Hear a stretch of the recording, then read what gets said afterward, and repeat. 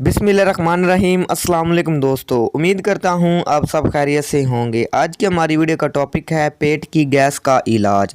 ये नुस्खा पेट की गैस के अलावा मैदे की तमाम बीमारियों का इलाज है और बहुत ही अच्छा और लाजवाब नुस्खा है।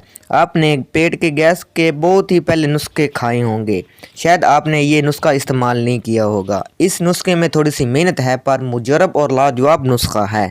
इंशाअल्लाह ताला अगर आपको खाने के बाद या किसी भी वक्त पेट की गैस का मसला रहता है तो इस नुस्खे से दूर हो जाएगा। वीडियो शुरू करने से पहले हमारे चैनल को सब्सक्राइब करें और साथ ही बेल आइकॉन को दबा दें ताकि हमारी नई आने वाली वीडियो का नोटिफिकेशन आपको मिल सके।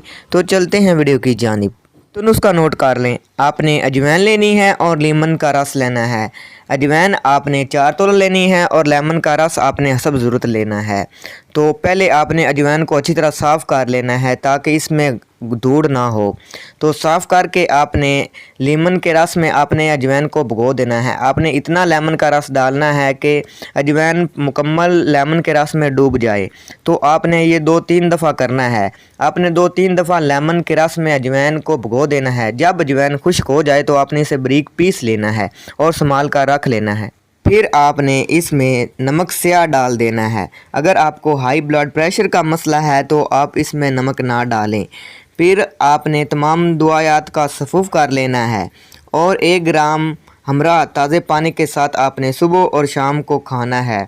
इंशाअल्लाह ताला मैदे का दर्द ठीक हो जाएगा, इससे बदहज़मी भी ठीक हो जाएगी। अगर पेट में गैस पैदा होती है तो वो भी ठीक हो जाएगा और इसके अलावा क़ुव्वत हाज़मे को ये बढ़ाएगा और नामर्दगी के लिए भी अक्सीर है और जिनको शहावत का मसला है उनके लिए भी ये बहुत ही अक्सीर है।